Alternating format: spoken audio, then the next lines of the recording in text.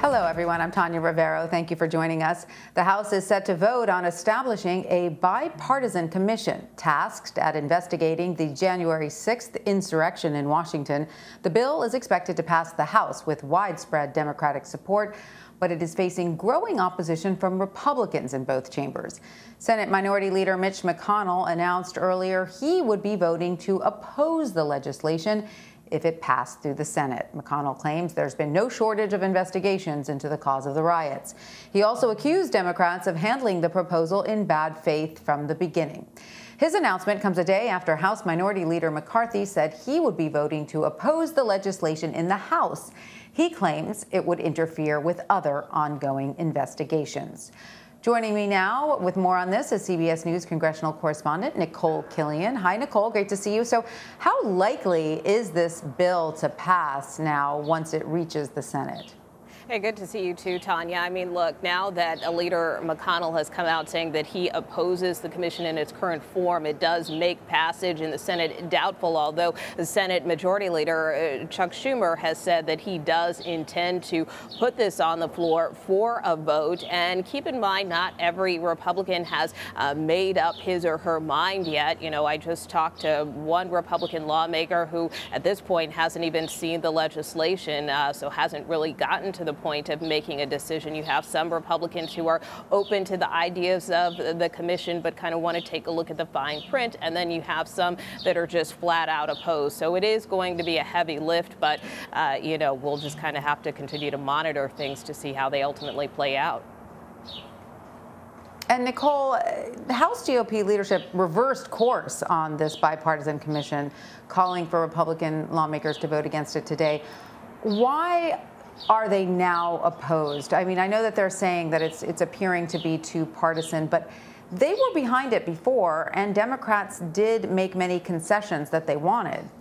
Well, look, these negotiations have been very tenuous. You know, they haven't been easy by any means. You know, Speaker Pelosi had proposed this commission several months ago, and the negotiations started. They ground to a halt and kind of came to a standstill. And it was only just within the last week that we learned that there was this bipartisan agreement between Congressman Thompson and Cadco to move forward with this panel. But, you know, Republicans have many concerns, you know, most notably one of the sticking points even throughout the negotiations over the past several months has been the scope of this panel. Many Republicans, including Leader McCarthy, believe that this is something that should look at not just what happened here on January 6th, but look beyond that. Look at political violence that occurred, for instance, last summer with various demonstrations. Look at the, you know, attack that happened actually right across the street here at the Capitol gate, where you had, you know, Officer Billy Evans, who was killed in an attack. So he wants it to be very broad in scope. Speaker Pelosi, on the other hand, from the beginning has said this really should be very narrow in focus. It should strictly look at what happened on January 6th. That's also a position that's been embraced by some Republicans, most notably Liz Cheney. So that's where some of the fault lines lie. But also, you know, some of this is optics, too, right? I mean, you know, you have the 2022 midterms that will be coming up next year. And obviously, the longer kind of this investigation, these probes drag out, certainly that can present an optics issue. And then, as you heard Leader McConnell mention today on the floor, you know, he believes that there are already a number of investigations underway, whether it's through the Justice Department, whether it's through various other congressional committees. So in his view, that's sufficient. So how many Republican lawmakers, Nikole, do we expect to side with Democrats? And is it important for Democrats to get broad bipartisan support for this commission, or Benghazi-like, will they just go forward? Well, you know, Democratic leaders have said they do want this to be a bipartisan effort, and so have some Republicans as well.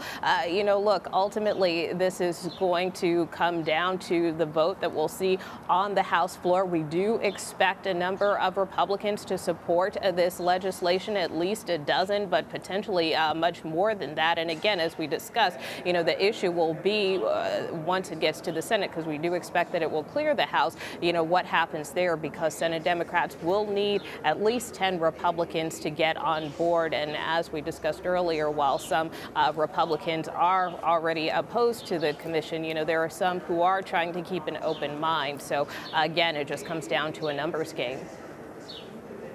Right. We'll wait and see. Well, Nikole Killion on Capitol Hill, thank you. You bet.